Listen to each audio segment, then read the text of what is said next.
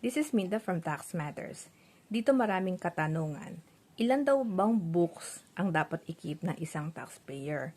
Siya naman daw ay isang doktor at wala naman daw siya mga iba pang mga activities. Or kung isa siyang online seller, dadalawa lang daw ang benta niya at siya ay non-VAT. Or napakadami daw niyang transactions, umaabot lagpas 3 million ang kanyang sales in a year. So, ilan nga bang libro? Okay. Ito po ang tandaan natin. Rule of thumb to.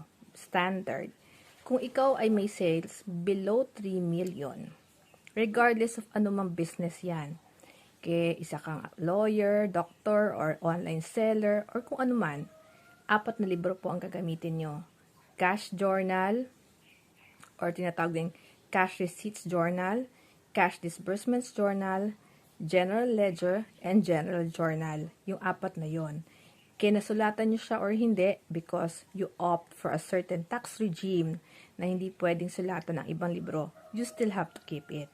In the same way, pag more than 3 million ang sales mo, hindi man to nangyari the following year, kundi during the year because nag-boom ang business mo, napakaraming customers ang nag-patronize sa products mo. Now, it's the time for you to add 2 more books. Okay? Ito yung sales subsidiary journal, tsaka purchase subsidiary journal.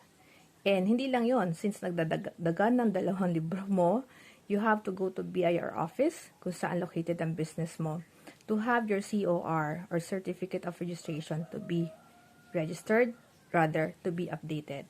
So I hope it helps. Just to recap, at the minimum, 4 dapat ang libro. Pag lumagpas ang sales mo ng 3 million, madadagdagan ng 2. So hope this helps. Thank you.